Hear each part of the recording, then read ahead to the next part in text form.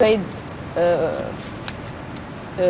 deals and agreements. Yes. Yeah, agreements. And I think that what's important mainly, we can say about those visits they are mainly covering two things that Egypt prioritizes nowadays, which are the economic, how to make the economic strong and economy strong, and how to, because we are facing a lot of problems related to unemployment and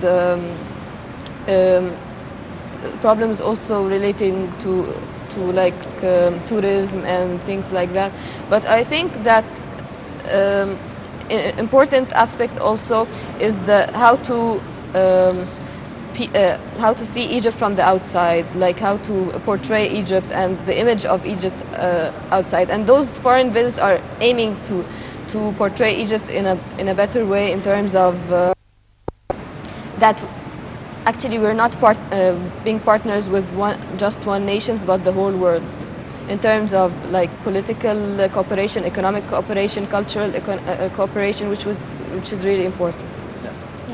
Now, the President Abdel Fattah al-Sisi is expected to meet the Palestinian President Mahmoud Abbas to discuss mediating for a ceasefire, as well as reenacting the peace treaty between Palestine and Israel.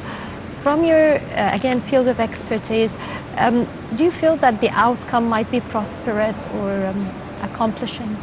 Actually, the Israeli-Palestinian conflict is a long protracted conflict, and we've been years dealing with that problem.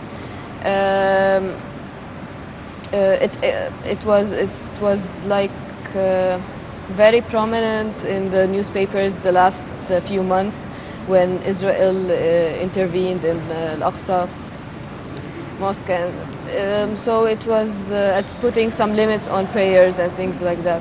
So I think it's important that Egypt presses the stance that this is an important case, this is an important file, diplomacy, and it's not neglected, even if we're focusing on our interior problems, but foreign relations and specifically the Palestinian case is important for us. Yes, Dr. Mariam, what about President Abdel Fattah al-Sisi's visit to the United Arab Emirates and the cooperation, the prospects of cooperation between Egypt and the UAE, militarily and on the economic field as well? For the visit specifically to the United Arab Emirates, it's one of the most important Arab allies for Egypt nowadays, with side by side with Saudi Arabia. And there is an cooperation in fields of transportation and in fields of energy, and actually Emirates supported us in many means, and it's also important to continue this kind of partnership for Egypt. President Abdel Fattah al-Sisi also met with Indian businessmen as well. So, of course, India is known for its computer technology. To what extent can we benefit from India?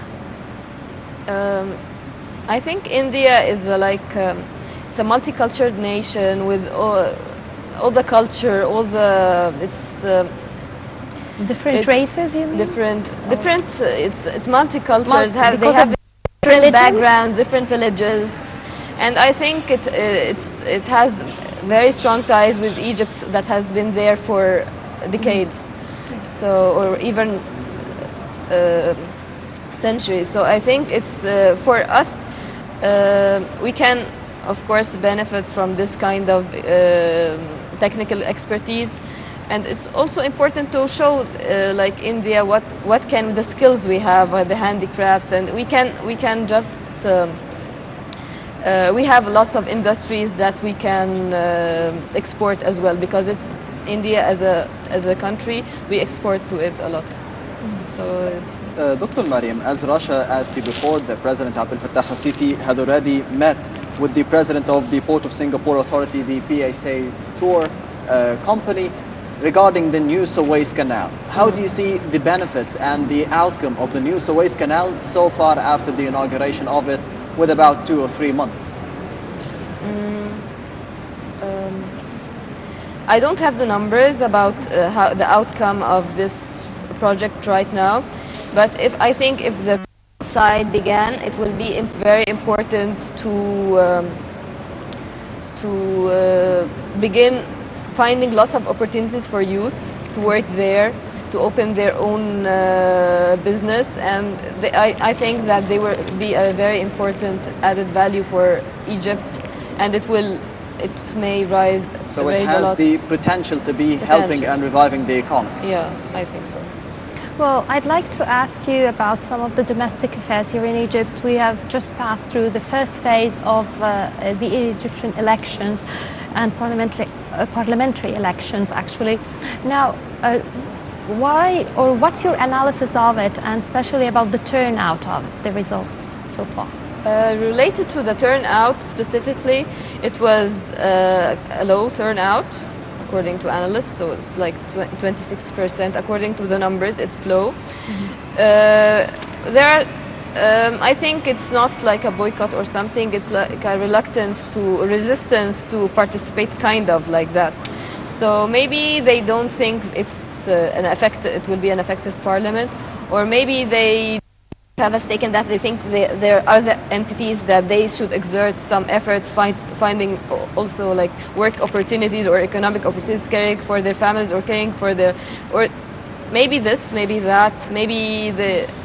But I think it's important, the result of the parliament, that there were lots of Copts and lots of women compared to other parliaments previously. Still the numbers are low, but it's an important step. Maybe I don't know, there's another phase coming up in the 21st of November, so I don't know, maybe it's early to decide. Maybe after that we will know the outcome, the whole parliament, the shape of the whole parliament, and it will be very good if there's a continuation of presence of women and Copts in the parliament.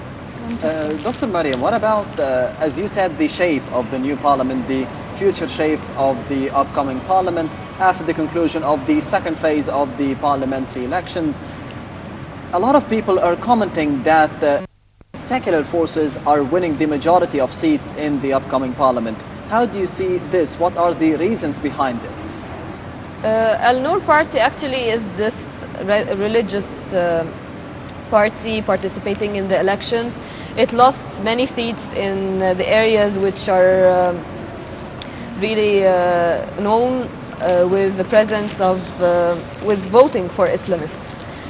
But I think that this is part of the 30th of June revolution, that there's still this tendency to vote against Islamic parties.